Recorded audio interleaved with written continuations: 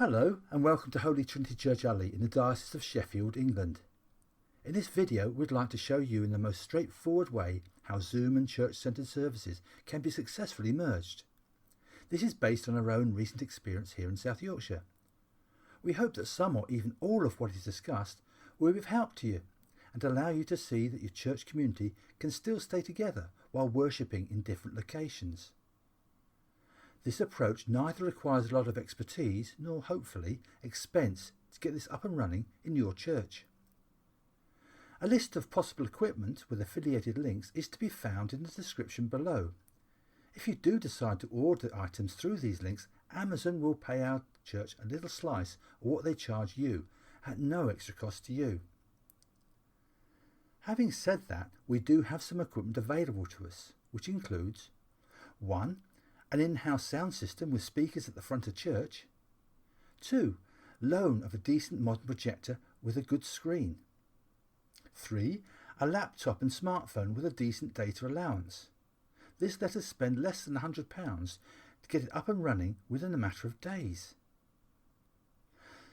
So we're a small rural church with a sound system that I know nothing about except how to turn it on at the mains and how to plug the 3.5mm jack into the church iPad to provide music for normal services. I dare not open the door of this unit. This is the general layout of our church, with the speakers in the corners of the ceiling just outside the chancel. This positioning can cause a real but simply addressed feedback challenge. Firstly, some technical issues. A. Internet access. We need the laptop to have an internet connection so it can join Zoom.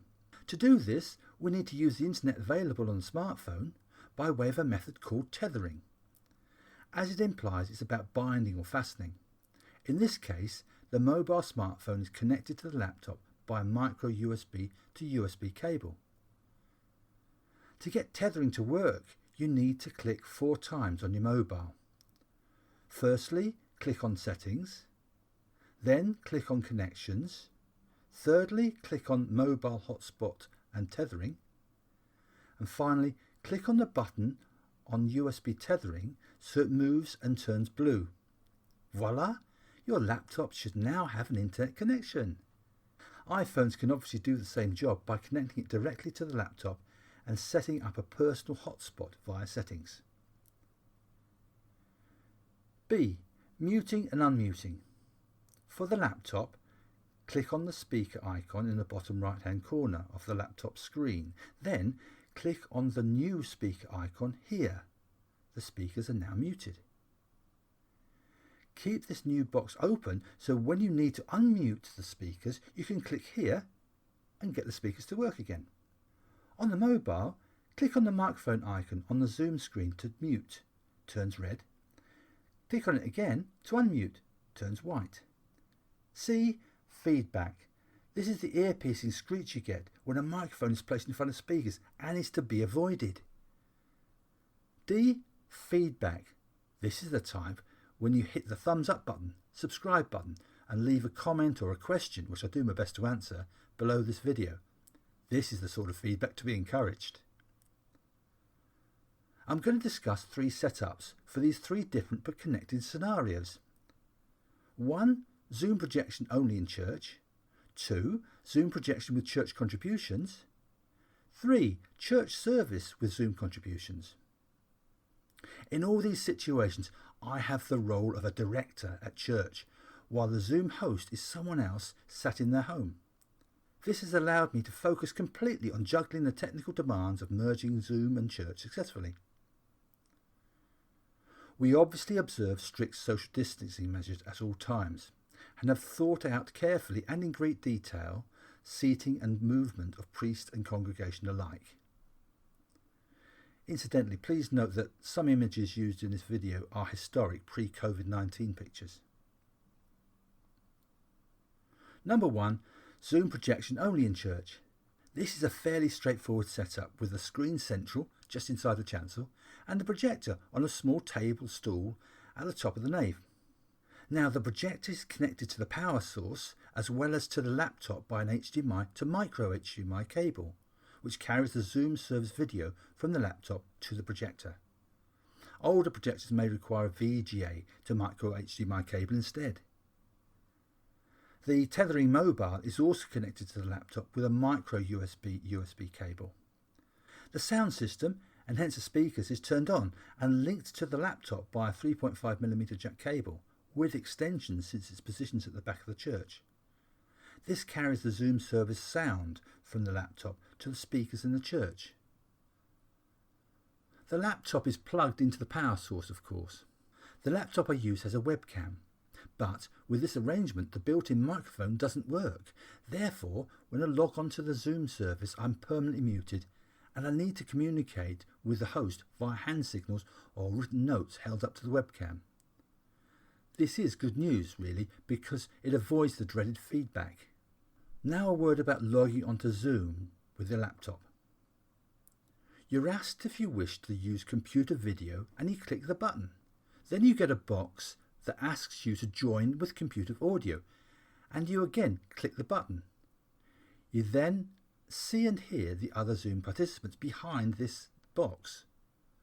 But now you left click near the top of the box, hold it and you drag the box away to the bottom of the laptop screen where it can sit like a naughty box out of harm's way.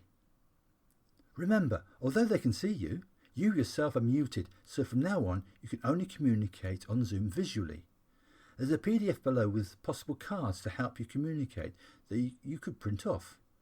A pen and paper is also handy. The Zoom service is then projected onto the screen and heard successfully through the speakers by those in church. Number 2. Zoom projection with church contributions. The previous setup is the basis for this one.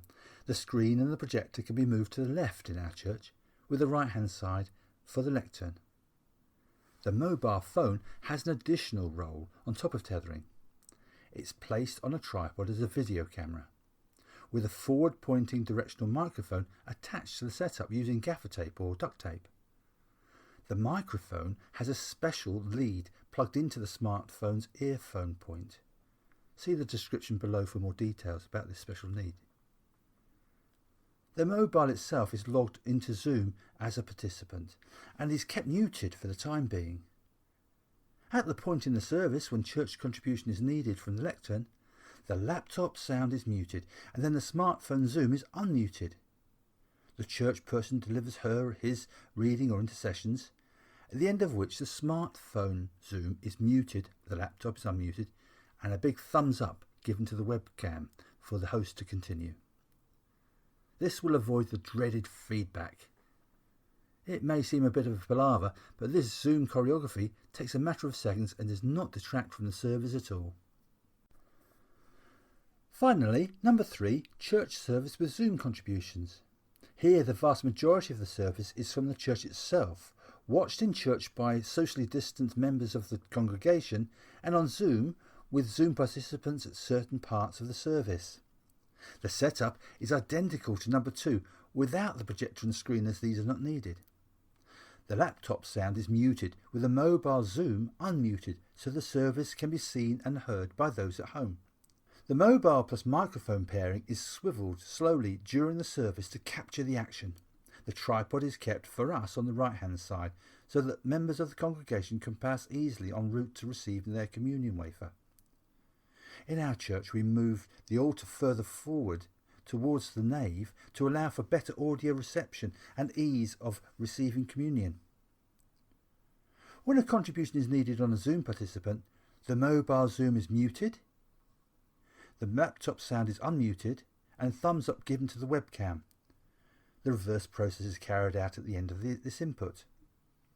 An additional benefit to this arrangement is that by untethering the laptop, the tripod, mobile and microphone can be taken outside easily for socially distant chat with church and Zoom members. We have over the last few weeks successfully used all 3 of these arrangements and so have allowed the congregation to enjoy combined worship. This at a time when church community and fellowship are most essential to the well-being of the sheltering members of our church.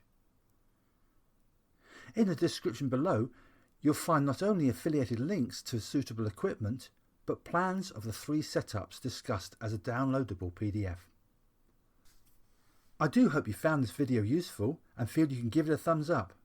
As important are your comments and questions, which as a non-expert I will do my best to address. So goodbye, thank you for your time, and God bless you all.